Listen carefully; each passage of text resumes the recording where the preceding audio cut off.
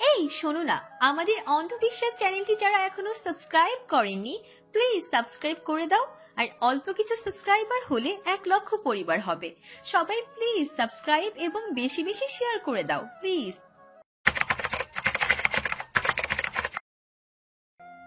নূর অফলাইনে।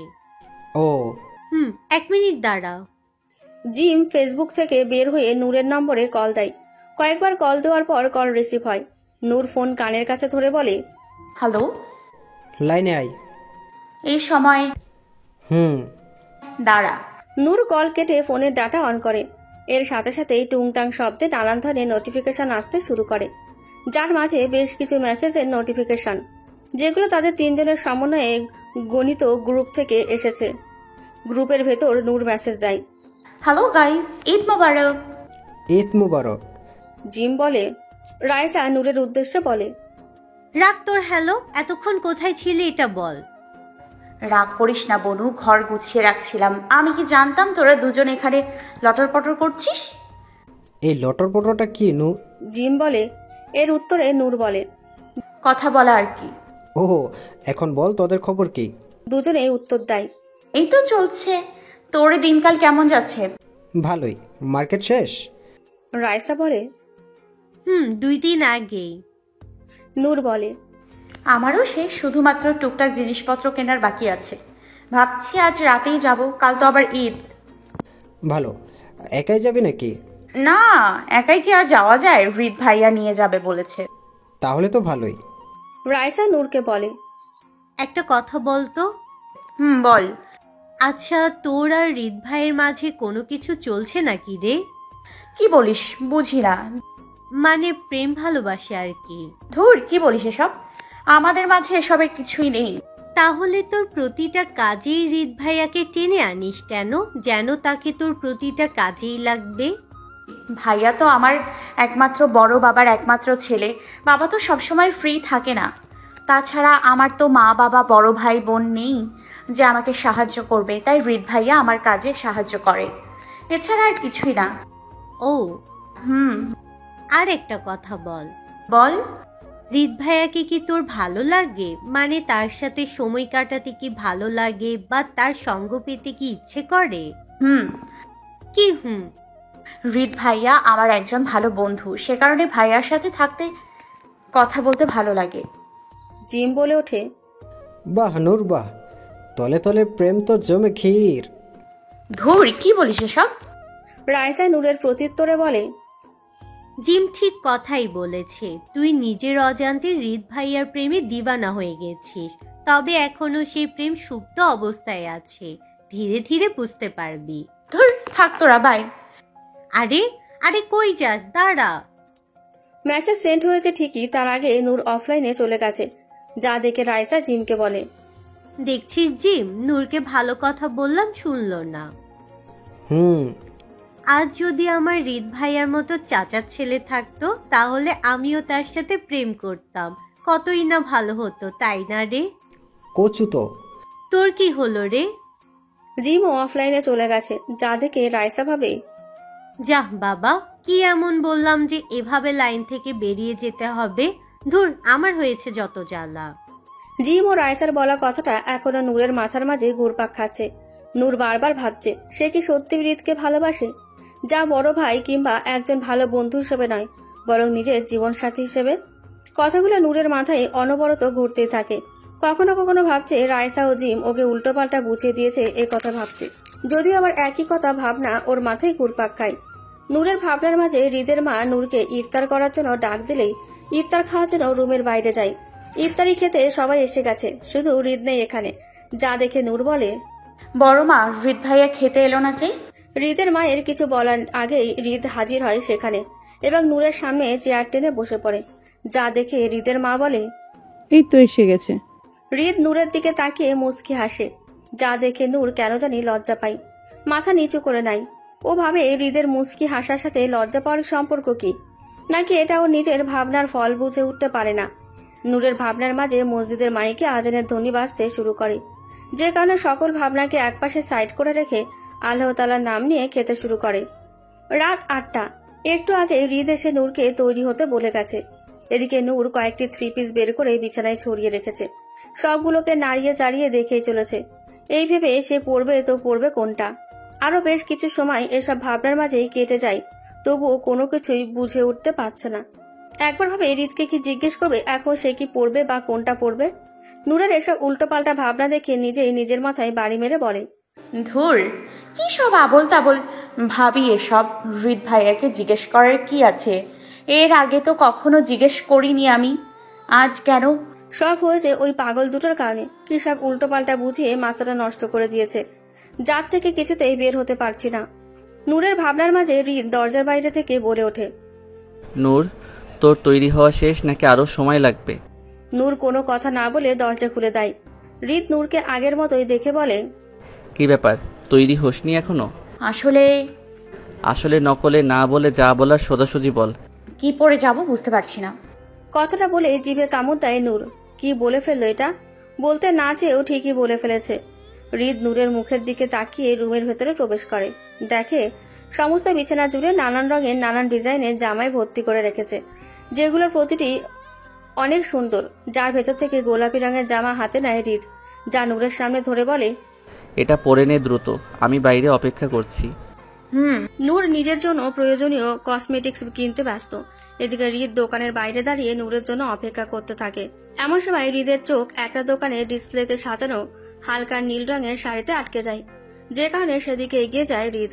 শাড়িতে হাত বুলিয়ে দেখতে থাকে হৃদ। এর মাঝে দোকানের কর্মরত এক মেয়ে এগিয়ে এসে হৃদকে বলে, স্যার, শাড়িটা অনেক সুন্দর, পছন্দ হয়েছে আপনার? প্যাক করে দিব? হৃদ কিছু সময় কি যেন ভাবে, এরপর বলে, জি। নূর তার প্রয়োজনীয় কসমেটিক্স ক্রয় শেষে দোকানের বাইরে এসে হৃদকে দেখতে না পেয়ে কয়েকবার চারদিকে চোখ বুলিয়ে নেয়। 2 মিনিট যেতে না যেতেই হৃদ নূরের সামনে হাজির হয়। নূর হৃদের হাতে শপিং ব্যাগ দেখে বলে, কোথায় গিয়েছিলে? আর এই ব্যাগেই বা কিসের? পাশেই গেছিলাম। তোর শেষ? তাহলে চল, অনেক লেট হয়ে যাচ্ছে। চল। বাড়িতে আসার পথে রাস্তার ধারে হালকা নাস্তা খাওয়ার পর আবারও বাড়ির পথে বাইক চালাতে শুরু করে হৃদ। বাড়িতে এসে পৌঁছতে রাত বাজে 11টা। দুজনেই ফ্রেশ হয়ে রাতের খাবার খেয়ে নিজ নিজ রুমে চলে যায়। নূর বিছানায় গা এলিয়ে দিতে নতুন চিন্তারা হানা দেয় ওর মাথায়। সেটি হচ্ছে হৃদের হাতে সেই শপিং ব্যাগের রহস্য। সে ব্যাগে কি আছে কি নেই এই নিয়ে ভাবতে ভাবতে 2 চোখের ঘুমেরা ভর করে। অবশেষে রহস্য উদ্ঘাটন করতে না পেরে ঘুমের কাছে হার স্বীকার করে নেয় নূর। ফজরের নামাজ পড়ে বাইরে হাঁটাহাঁটি করে 7:30টার দিকে বাড়িতে ফিরে আসে হৃদ। রান্নাঘরে চোখ যেতেই দেখতে পায় ওর মা কিছু একটা রান্না করছে, তাই সেদিকে এগিয়ে যায় হৃদ। ওর মাকে পেছন থেকে জড়িয়ে ধরে বলে, কি রান্না করছো মা? সকালের জন্য সেমাই ও কয়েক ধরনের মিষ্টান্ন। আর কত সময় লাগবে এগুলো হতে?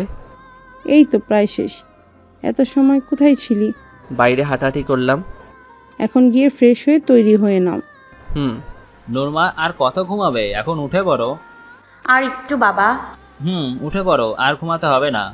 2 হাতে চোখ কষলে উঠে পড়ে নূর।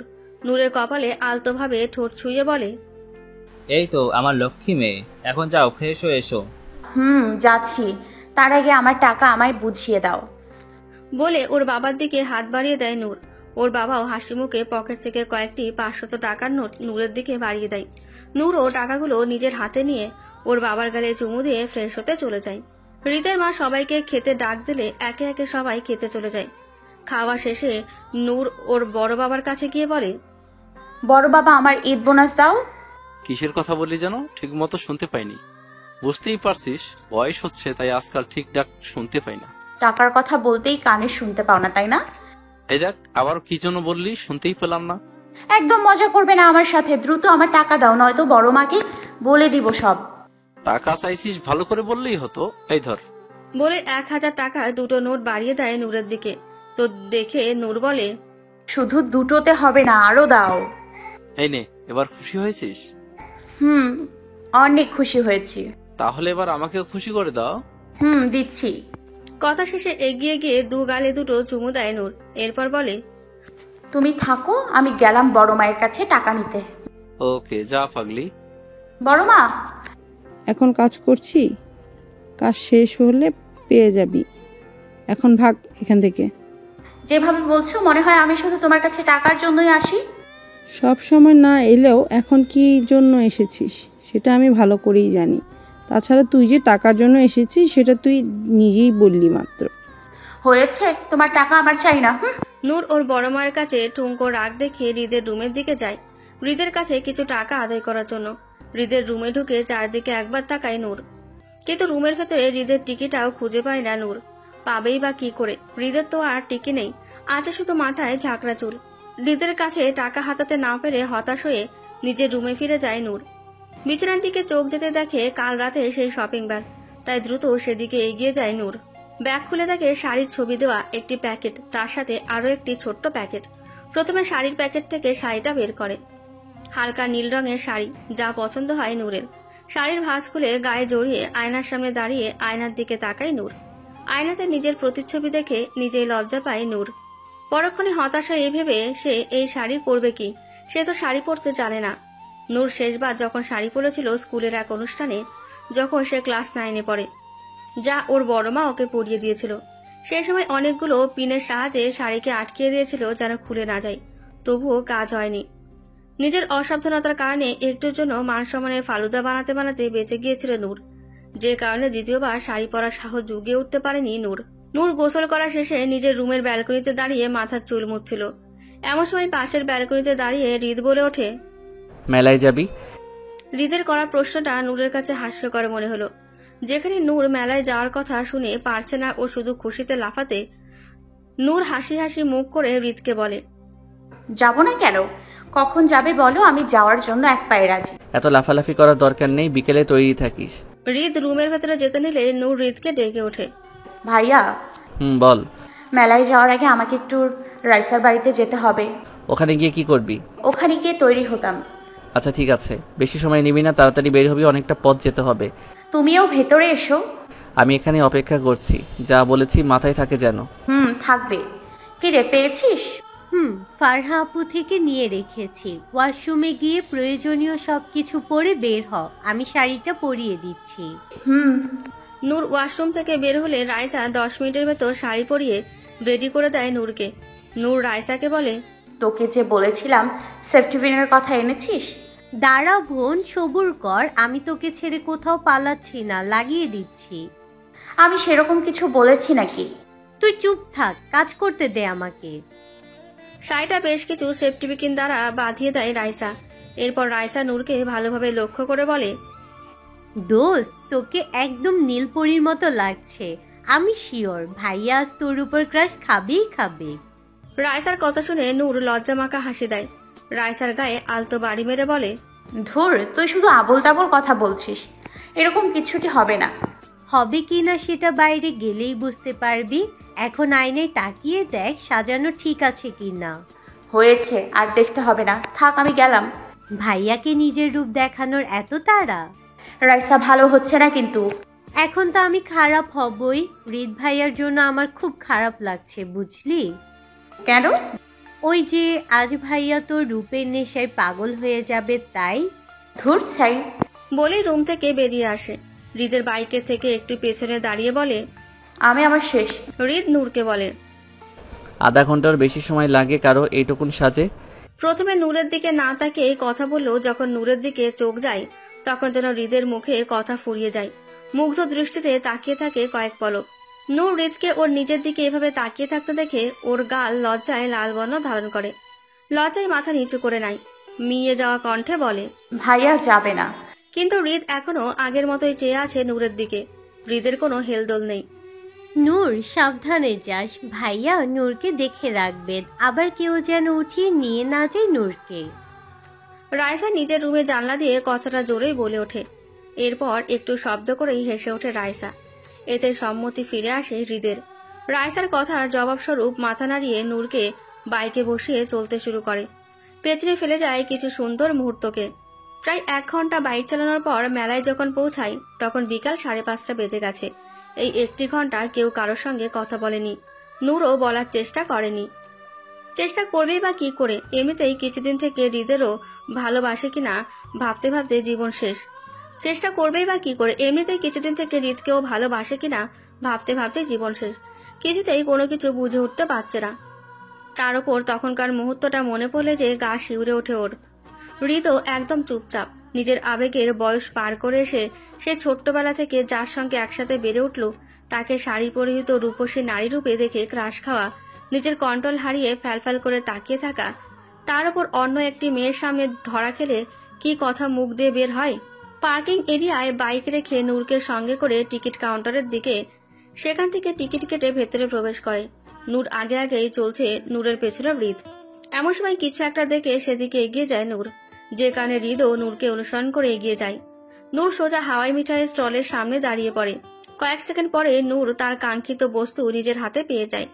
বাইরে হাওয়াই মিঠাইয়ের 10-20 টাকায় পাওয়া গেলেও এখানে দাম আরো কিছুটা বেশি হবে, আর হলেও তাই। স্টলে থাকা লোকটিকে টাকা পরিশোধ করে পাশে তাকিয়ে দেখে নূর উধাও। হৃদ পকেটে মানিব্যাগ পুরে চারিদিকে চোখ বুলিয়ে খুঁজতে থাকে নূরকে। দেখে নূর কিছুটা দূরিয়ে দাঁড়িয়ে কিছু একটা দেখছে, তাই সেখানে এগিয়ে যায়। নূর হাত দিয়ে বিভিন্ন রঙের কাচের চুড়ি নাড়ছিল। ওর পাশে কাউকে দাঁড়াতে দেখে সেদিকে তাকায়, দেখে হৃদ, তাই আবারও সামনে মনোযোগ দেয়। হৃদ নূরকে বলে, এসব কি নূর? আমাকে না বলে এখানে ওখানে ছুটছিস কেন?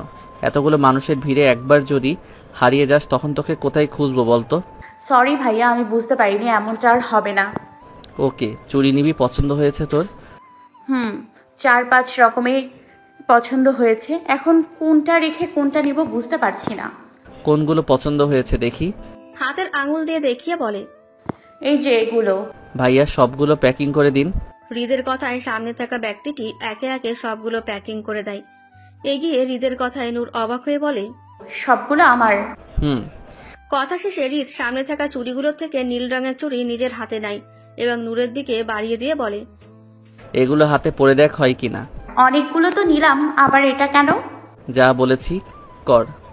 হৃদের কথা অনুযায়ী নূর চুড়িগুলো পরে নেয়। এরপর সবগুলোর দাম পরিশোধ করে দিয়ে সামনের দিকে এগোয়।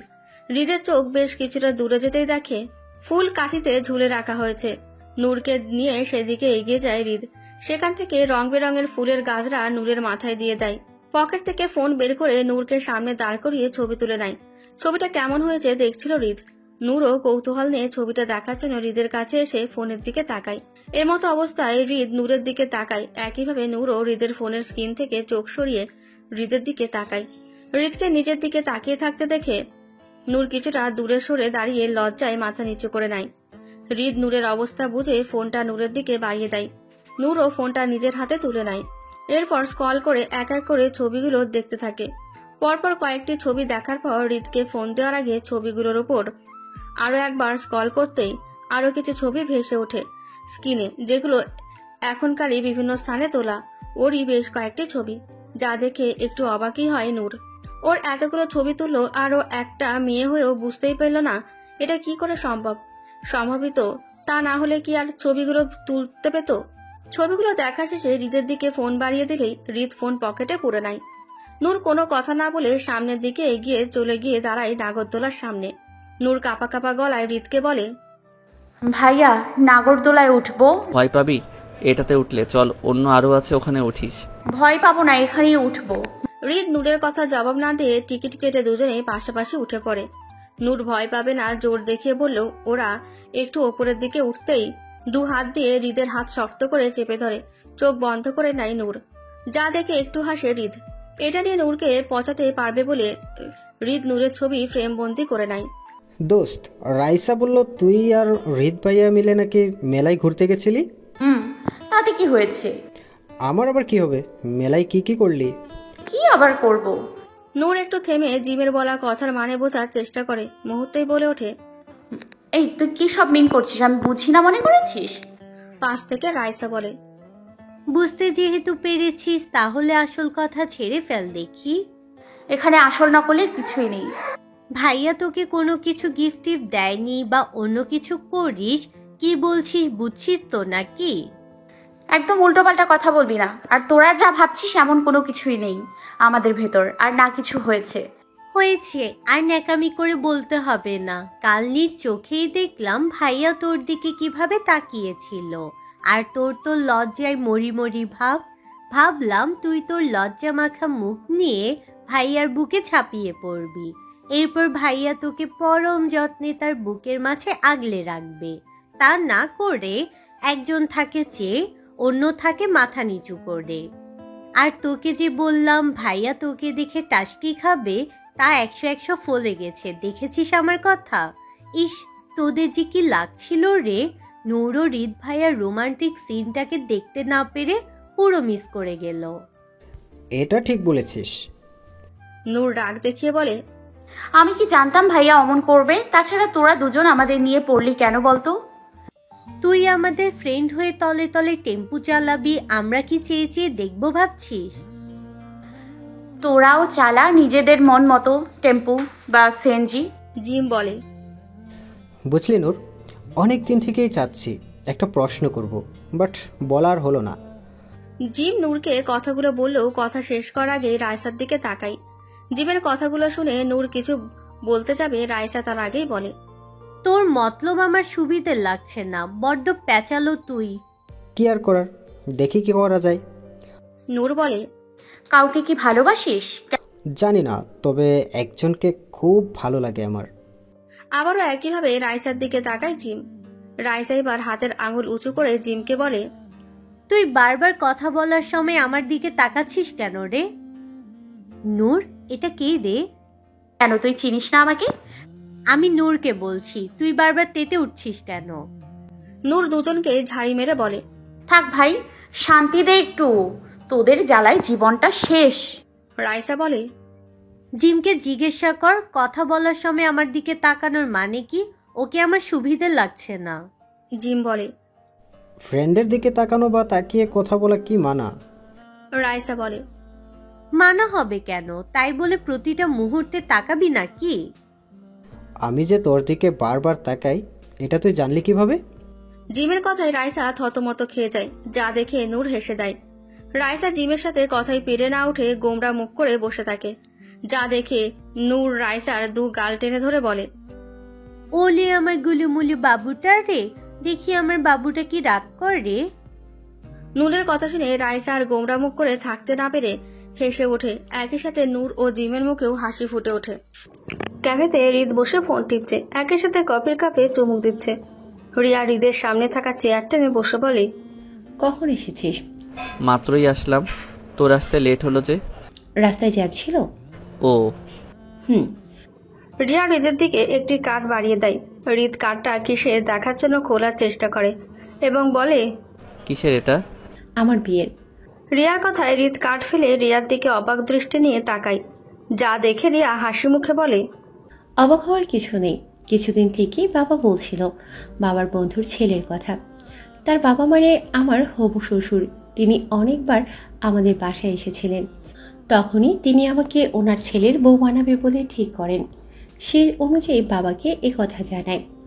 আমার পড়ালেখা শেষ হয়নি, তাই এতদিন আমাকে কিছুই জানায়নি। এখন যেহেতু শেষ, তাই আমাকে বাবা বলল এ কথা, আমিও রাজি হয়ে গেলাম। তাছাড়া বিয়ে তো একদিন না একদিন করতেই হবে। তুই তো আমার একমাত্র বেস্ট ফ্রেন্ড, তাই সবার আগে তোকেই জানালাম, আসবি না? হৃদ হাসি মুখেই বলে, যাবো না কেন? 100 বার যাবো, 1000 বার যাবো। হৃদের মুখে হাসি দেখে রিয়ার কলিজা ছিঁড়ে যাচ্ছিল। রিয়ার বাবা তার বন্ধুর ছেলের সাথে রিয়ার বিয়ের কথা চলছিল, যা জানার পর হৃদের মাঝে ওর জন্য কোনো কিছু আছে কিনা জানার জন্য নকল কার্ড বানিয়ে নিয়ে এসেছিল সামান্য একটু আশার আলোর প্রদীপ নিয়ে, যা নিমেষে শেষ হয়ে গেল। নিজের মাঝেই কষ্টগুলোকে চেপে রেখে ঠোঁটের করে মিথ্যা হাসি ধরিয়ে রেখেই বলে, আমার বিয়ে একবার হবে, তাহলে 1000 বার কি করে যাবে? ওটা তো খুশিতে মুখ দিয়ে বের হয়ে গেছিল। ও, এরই মাঝে রিয়ার চোখে পানি চিকচিক করতে শুরু করেছে, যা ধরে রাখা রিয়ার জন্য বেশ কষ্টসাধ্য হয়ে পড়েছে। হৃদের থেকে কান্না লুকানোর জন্য ঘড়ির দিকে তাকিয়ে বলে, আমার একটা আর্জেন্ট কাজ আছে, ভুলেই গেছিলাম, থাক এখন আসি। গাড়ির ডিশব্যাগের ওপর মাথা রেখে এত সময় ধরে রাখা পানিকে অযোধ্যারায় বর্ষণ দিতে থাকে রিয়া। হঠাৎ এখানে ডাকলি যে? কারণ তো অবশ্যই আছে, আগে রাইসা আসুক, একসঙ্গে বলছি। তার আগে আমি কি বলেছি মনোযোগ দিয়ে শোন। বল। যখন তোদের সঙ্গে আমার পরিচয় হয়, এরপর তোদের দুজনের সাথে মেলামেশা, কথা বলা, আড্ডা দেওয়া, এসবের মাঝে ধীরে ধীরে রাইসাকে মিস করতে শুরু করি। তোকে মিস করি না এমনটা নয়, কিন্তু রাইসাকে মিস করার বিষয়টা ভিন্ন। যত দিন যাচ্ছিল ধীরে ধীরে ততই ওর প্রতি আমার ভালো লাগার পরিমাণ বাড়ছিল। এক পর্যায়ে বুঝতে পারলাম আমি রাইসাকে ভালোবেসে ফেলেছি। ওকে ছাড়া আমার আর একটা মুহূর্ত ভালো লাগে না রে। কিন্তু বলতে পারছি না, যদি বন্ধুত্ব নষ্ট করে দেয়।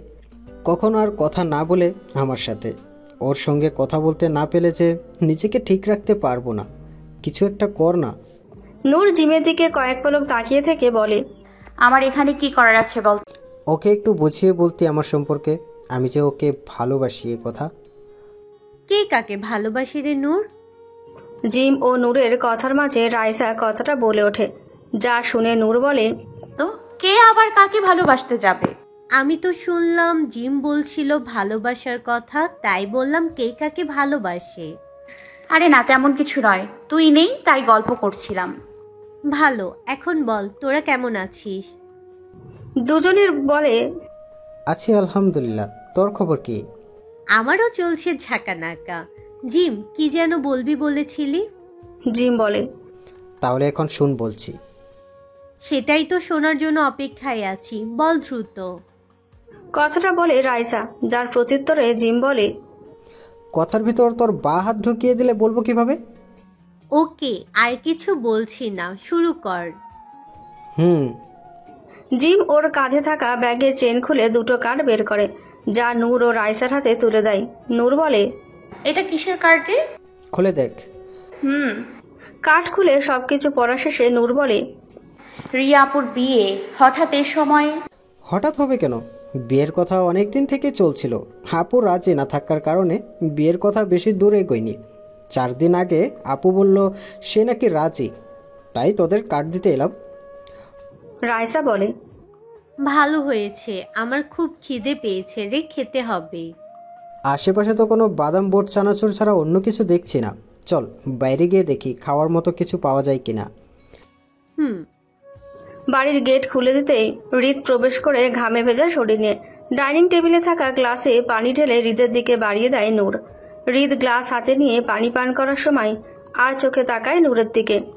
দেখে নূরের হাতের আঙুল দিয়ে ওড়না পেঁচাচ্ছে, আবার ছাড়ছে, আবার পেঁচাচ্ছে, আবার ছাড়ছে। যা দেখে হৃদ বলে, নূর কোনো সমস্যা? না না না, কোনো সমস্যা নেই। এত হাইপার হচ্ছিস কেন? কই না তো, আমি হাইপার হতে যাব কেন?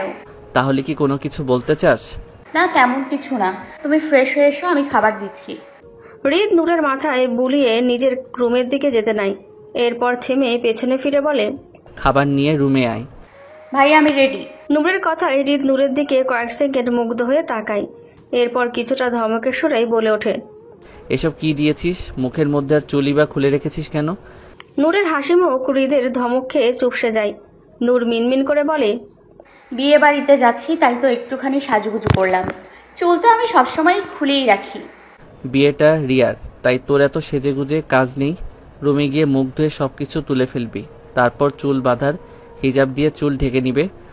ভাইয়া এসব বাদ দাও না, কত কষ্ট করে সাজলাম, এখন আবার তুলতে পারবো না। হৃদের চোখ রাগে রক্তপর্ণ ধারণ করে, যা দেখে নূর ভয়ে কেঁপে ওঠে। তাই দ্রুত হৃদের রুম থেকে বেরিয়ে নিজের রুমের দিকে ছোটে। হৃদের কথা মতো প্রথম মুখ থেকে মেকআপের আবরণগুলো তুলে ফেলে, মুখে ক্রিম লাগিয়ে ওয়ার্ড্রপ থেকে হিজাব বের করে পরে নেয়। এরপর গোমরা মুখে কোনো কথা না বলে হৃদের সামনে মাথা নিচু করে দাঁড়ায়। হৃদ নূরের দিকে ভালো করে তাকিয়ে দেখে নেয় সবকিছু ঠিকঠাক আছে কিনা। সবকিছু পর্যবেক্ষণ শেষে নূরের দুগালে আলতো করে ধরে ওপরের দিকে তোলে।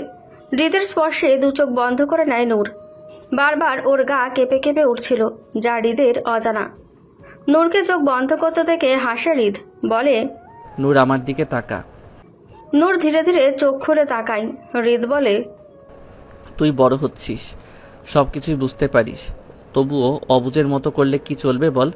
বিয়ের অনুষ্ঠানে অনেক মানুষ থাকবে, সেই সাথে ছোট বড় অনেক ছেলেও থাকবে, তাদের থেকে দূরে থাকবি।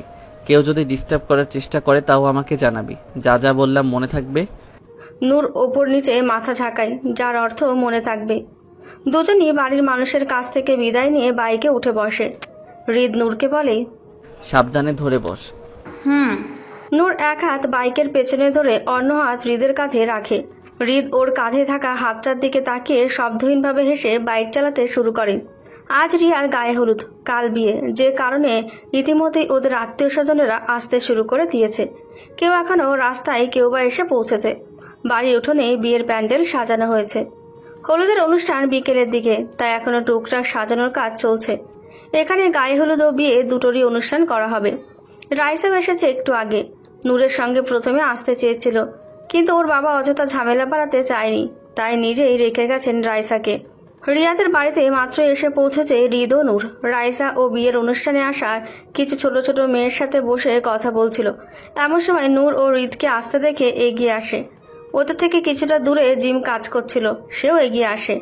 হৃদ জিমকে জিজ্ঞেস করে, নিয়মিত ভালোবাসার গল্প শুনতে এবং পড়তে আমাদের অন্ধবিশ্বাস চ্যানেলটি সাবস্ক্রাইব করে পাশে থাকা বেল আইকনটি ক্লিক করুন। ধন্যবাদ সবাইকে।